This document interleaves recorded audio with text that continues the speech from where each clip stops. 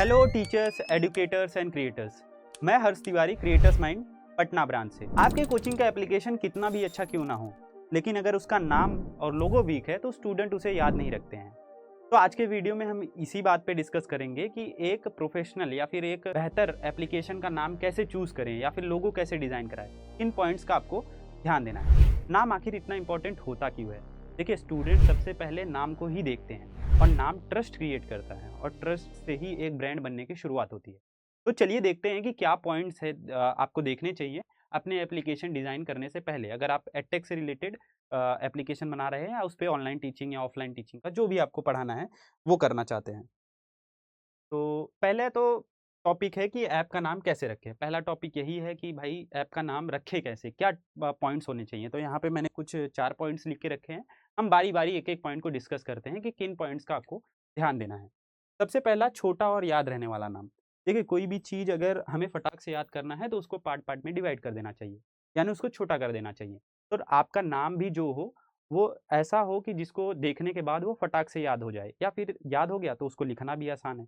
यानी अगर छोटा नाम है तो उसको याद करना और लिखना बहुत ईज़ी हो जाता है। तो सबसे पहला पॉइंट तो यही है कि इसको हमें जो भी नाम है उसको छोटा रखना है, ताकि कोई बच्चा देखे, कोई पेरेंट्स देखे, उसे आराम से वो याद हो जाए और वो लिख के उसे सर्च कर सके। दूसरा पॉइंट है ईज़ी प्रोनाउंसिएशन। नाम ऐसा होना चाहिए जो मैं फटाक से भी किसी को भी बता सकूँ। जैसे मेरा दोस्त मेरे पास आए कि हर्ष जी, आपका जो एप्लीकेशन है उसका क्या नाम है? अगर वो नाम छोटा है और ईज़ी प्रोनाउंशिएबल है, मतलब ऐसे वर्ड्स नहीं है जो जल्दी से प्रोनाउंस ना किया जा सके या उसको समझ में ना आए, तो फिर मैं उसको फटाक से बता सकता हूँ और वो सामने वाला भी फटाक से समझ जाएगा।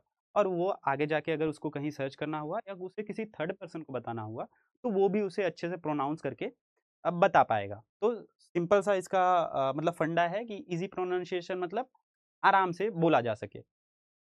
मतलब फटाक से हम किसी को भी उसको रिप्रेज़ेंट कर सकें, बता सकें। एजुकेशन से रिलेट करें। अब देखिए, आप जो एप्लीकेशन बनाने वाले हैं, आप हैं एक टीचर, तो जो आपका नाम है या एप्लीकेशन का नाम है, उसके नाम से ही पता लग जाना चाहिए कि ये जो एप्लीकेशन है इसमें कुछ ना कुछ पढ़ाया जा रहा है। इसमें आप कुछ वर्ड्स को ऐड कर सकते हैं, जैसे एडू है, इंस्टीट्यूट है, कोचिंग है, क्लासेस हैं। इस तरीके के नाम अगर आप अपने एप्लीकेशन में यूज़ करते हैं, और भी बहुत सारे नाम हैं जो एजुकेशन से रिलेटेड हैं, एजुकेशन से रिलेटेड हैं, उसको आप ऐड कर सकते हैं, जिससे किसी को भी देखने पर ये लगे कि हाँ, यहाँ पे कुछ ना कुछ पढ़ाया जा रहा है। तो जो आपका नाम होना चाहिए वो एजुकेशन से रिलेट करे। ऐसा नाम ना हो जो मिसलीडिंग हो, जैसे अदर टाइप के डोमेन के नाम हो गए, तो वो नाम हमें नहीं रखने हैं। ठीक है, थर्ड पॉइंट भी हो गया। उसके बाद करते हैं फ्यूचर ग्रोथ का ध्यान रखना। अब देखिए, जो आपका नाम है वो बहुत ज़्यादा स्पेसिफिक ना हो। जैसे आप हैं, हो सकता है कोचिंग इंस्टीट्यूट चला रहे हो और आपने नाम रख दिया है मैथ क्लासेस अपने एप्लीकेशन। अब कोई भी उसको देखेगा तो उसे ये लग सकता है कि यहाँ पे सिर्फ मैथ पढ़ाया जाता है, और हो सकता है आपके कोचिंग इंस्टीट्यूट में या जो भी आपका पढ़ाने का प्लेटफॉर्म है वहाँ पे सारे सब्जेक्ट पढ़ाए जा रहे हों। तो जो नाम है वो बहुत ज़्यादा स्पेसिफिक ना हो। अगर आप मल्टीपल सब्जेक्ट्स को पढ़ा रहे हैं, हाँ, अगर आप किसी एक सब्जेक्ट पे फोकस है तो आप स्पेसिफिक नाम भी रख सकते हैं। पर जनरली क्या होता है कि अगर आप फ्यूचर को देखेंगे तो हो सकता है कि आप और भी सब्जेक्ट को करें। तो नाम जो है वो बहुत ज़्यादा स्पेसिफिक नहीं होना चाहिए। जैसे फिजिक्स क्लासेस, मैथ क्लासेस या फिर केमिस्ट्री क्लासेस, इन नामों से आपको पता चलता है कि ये जो नाम के एप्लीकेशन होंगे, किसी में केमिस्ट्री पढ़ाया जा रहा है, किसी में फिजिक्स पढ़ाया जा रहा है या किसी में मैथ पढ़ाया जा रहा है। और जब आप वो एप्लीकेशन खोलते हैं तो आपको पता चलता है सारे सब्जेक्ट पढ़ाए जा रहे हैं। तो इस तरीके के नाम आपको रखने हैं जो बहुत ज़्यादा स्पेसिफिक ना हो, अगर आप अपने फ्यूचर ग्रोथ को देख रहे हैं। जिससे ये ना लगे कि यहाँ पे कोई स्पेसिफिक सब्जेक्ट ही पढ़ाया जा रहा है और आप सारे सब्जेक्ट को एक नाम में कवर कर पाए, ऐसा आपको नाम रखना है। अब लोगो बनाते वक़्त क्या ध्यान रखें? दूसरा पॉइंट था हमारा, तो हमने नाम एक डिसाइड कर लिया है। अब आते हैं लोगो डिज़ाइन करते वक़्त क्या ध्यान रखना है हमें। सबसे पहला पॉइंट है सिंपल डिज़ाइन। मतलब ऐसा डिज़ाइन हो जो बहुत ज़्यादा सिंपल हो, जिसको देखने पे याद हो जाए। जैसे यहाँ पे आप देखेंगे तो क्रिएटर्स माइंड का आपको लोगो दिख रहा होगा। देख रहे हैं ये कितना सिंपल नाम है, ज़्यादा हमने इसमें कुछ डेकोरेटिव नहीं किया है। क्रिएटर्स माइंड 2 वर्ड से बना हुआ नाम है और बहुत ईज़ी है याद करने के लिए। तो इस तरीके के नाम भी आप देख सकते हैं कि छोटा हो, सिंपल डिज़ाइन हो, 2-3 लोगों से ज़्यादा ना हो। मैक्सिमम टू मैक्सिमम 3 आइकन्स आप उसमें ऐड कर सकते हैं, और इस तरीके के आइकन्स हो जिसमें टेक्स्ट भी आपका क्लियर दिख रहा हो। तो बहुत ज़्यादा आइकन्स को ऐड नहीं करना, बहुत ज़्यादा chaotic नहीं बनाना, ताकि वो मेसी लगे, ठीक है? सेकंड पॉइंट है मोबाइल, ये पॉइंट भी हो गया। मोबाइल आइकन में भी क्लियर दिखे। अब जो आपका एप्लीकेशन है वो डाउनलोड कहाँ होता है? मोबाइल में होता है। तो कोई भी अगर मोबाइल में वो एप्लीकेशन डाउनलोड किया हुआ है, अगर थर्ड पर्सन देख रहा है स्टूडेंट के अलावा, तो उसको भी जो लिखा हुआ है उसमें जो आइकन है वो क्लियरली याद हो जाए, उसको दिखे। तो आपको इस तरीके से उसमें टेक्स्ट इंक्लूड करने हैं, आइकन इंक्लूड करने हैं कि वो मोबाइल में भी क्लियरली विजिबल हो और बहुत अच्छे तरीके से दिखे। तीसरा है 2-3 कलर ही यूज़ करें। देखिए बहुत सारे टीचर्स होते हैं, बहुत ज़्यादा कलर यूज़ कर लेते हैं। उससे क्या होता है कि वो एप्लीकेशन कम और रेनबो का एप्लीकेशन ज़्यादा लगता है। तो रेनबो हमें नहीं बनाना है, 2-3 कलर यूज़ करने हैं, जो सिर्फ़ उसको जस्टिफ़ाई करे या फिर जो दिखने में अच्छा हो, क्योंकि ज़्यादा केओटिक में भी चीज़ें अच्छी नहीं दिखती हैं। तब जो जब बहुत ज़्यादा मेसी हो, समझ में ही नहीं आ रहा है कि कौन-सा कलर कहाँ है। तो इस तरीके का हमें लोगो नहीं डिज़ाइन करना है। 2 से 3 कलर मैक्सिमम आप यूज़, ताकि जो डिज़ाइन है वो क्लियरली विज़िबल हो और अच्छे से याद हो पाए, एक विज़ुअल इम्पैक्ट पड़े स्टूडेंट्स के या पेरेंट्स के दिमाग में। 4th पॉइंट है फ़ॉन्ट रीडेबल हो। अब जो मैंने टेक्स्ट की बात कही थी, जो आपको टेक्स्ट उसमें ऐड करना है, वो बहुत ज़्यादा छोटा ना हो, बहुत ज़्यादा बड़ा ना हो कि वो आइकन को कवर कर ले, या बहुत ज़्यादा छोटा ना हो कि वो दिखे ही ना। तो फ़ॉन्ट ऐसा हो जो रीडेबल हो, मतलब क्लियरली विज़िबल हो, फ़ोन में भी, आपके लैपटॉप में अगर कोई डाउनलोड और कोई सर्च कर रहा है तो उसको सिर्फ़ फ़ॉन्ट से ही पता चल जाए कि हाँ, यही ठीक है। तो एडटेक जो एप्लीकेशन है उसमें फ़ॉन्ट बहुत ज़्यादा बड़ा या बहुत ज़्यादा छोटा नहीं होना चाहिए, विज़िबल ही ना हो। और जो 5th पॉइंट है, वो है ब्लैक एंड व्हाइट में भी अच्छा लगे। जैसे किसी ने स्क्रीनशॉट लिया है या कोई प्रिंट करवा रहा है, तो अगर वो ब्लैक एंड व्हाइट में भी कलर में लिया जा रहा है तो वो काफ़ी अच्छे से दिखे। ये जो आइकन्स, ये जो लोगो हैं, वो काफ़ी अच्छे से दिखे। अगर वो उसमें कोई कलर नहीं दिख दिख रहा है तो उसका डिज़ाइन ऐसा हो कि जो यूनिक हो, यानी उसमें कोई कलर भी ना हो, फिर भी वो एक यूनिकनेस वहाँ पे दिखाए और एप्लीकेशन की पहचान हो पाए उसी लोगो से ही। ठीक है, सारा चीज़ कलर ही नहीं होता है यहाँ पर। अब हम चलते हैं तीसरे टॉपिक पे। सॉरी, इसमें एक और टॉपिक रह गया था, जैसे क्या गलती आपको नहीं करनी है लोगो बनाते टाइम। जैसे मैं यहाँ पे दिखाऊँगा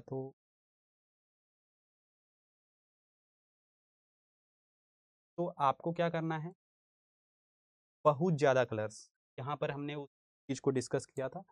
तो जैसा मैंने बताया कि आपको बहुत ज़्यादा कलर यूज़ नहीं करना है, 2 से 3 कलर मैक्सिमम करने हैं। उसके बाद इसमें क्या है कि बहुत ज़्यादा आइकॉन्स, आपको बहुत ज़्यादा आइकॉन्स यूज़ नहीं करने हैं कि आपने बस उसमें आइकॉन्स ही दे दिए हैं, टेक्स्ट, कलर कुछ समझ नहीं आ रहा है। तो बहुत ज़्यादा आइकन का भी यूज़ नहीं करना है, सिंपल सा आप बुक लग सकते हैं, लाइट ले सकते हैं। और भी 1-2 आइकन्स है जिसको आप ऐड कर सकते हैं। तो मैक्सिमम से मैक्सिमम 1 आइकन, 2 आइकन, इससे ज़्यादा यूज़ ना ही करेंगे तो अच्छा रहेगा। उसके बाद छोटा टेक्स्ट, ठीक है? तो टेक्स्ट का जो हमने बात किया तो वो तो इसी पॉइंट में हो गया था, फ़ॉन्ट रीडेबल हो, बहुत ज़्यादा छोटा टेक्स्ट ना हो कि मोबाइल में दिख ही नहीं रहा है या लैपटॉप में कोई डाउनलोड कर रहा है दिख ही नहीं रहा है, या कोई सर्च कर रहा है तो वो फ़ॉन्ट देख के समझ ही नहीं पा रहा है कि क्या लिखा हुआ है। तो इतना छोटा टेक्स्ट भी नहीं करना है, वो क्लियरली विज़िबल हो, रीडेबल हो। कॉमन मिस्टेक, आपको क्या मिस्टेक्स नहीं करनी है, ठीक है? बहुत सारे टीचर्स ये मिस्टेक करते हैं और आगे चल के उनको ट्रेडमार्क ये सब का नोटिस आ जाता है, तो ये आपको नहीं करना है। सबसे पहले है दूसरे ब्रांड का कॉपी नहीं करना। देखिए आप एक यूनिक टीचर है, हर कोई इस धरती में एक कुछ ना कुछ यूनिकनेस लिए हुआ है। आपके पढ़ाने के तरीके में यूनिकनेस, आपके लोगो और जो फ़ॉन्ट है, टेक्स्ट है, उसकी यूनिक दिखना चाहिए। यानी जो एप्लीकेशन आप बनवा रहे हैं, उसमें भी कुछ ना कुछ यूनिकनेस होना चाहिए। जैसे आप यूनिक हैं, आपके पढ़ाने का तरीका यूनिक है। तो दूसरे ब्रांड का हमें कॉपी नहीं करना है, हमें अपने गुडविल पे सारा काम करना है। तो ऐसा ना हो कि आप दूसरे के एप्लीकेशन को कॉपी कर रहे हैं। जैसे मैंने अभी कुछ टीचर्स को देखा जो फिज़िक्स वाला का एक ऐप बहुत फ़ेमस है, तो उस लोगों को कॉपी कर लेते हैं। कहीं न कहीं वो ये भूल जाते हैं कि वो अपने कोचिंग को रिप्रेज़ेंट करने की जगह किसी दूसरी कोचिंग का लोगो रिप्रेज़ेंट कर रहे हैं या उसका डिज़ाइन रिप्रेज़ेंट, ये आपको कॉमन मिस्टेक नहीं करनी। पहला चीज़ तो किसी को कॉपी नहीं करना है। दूसरा पॉइंट है कि बहुत लंबा नाम। अब इतना लंबा ये नाम याद मतलब नहीं रख लेना है कि उसको लिखने की तो छोड़िए, याद भी ना हो।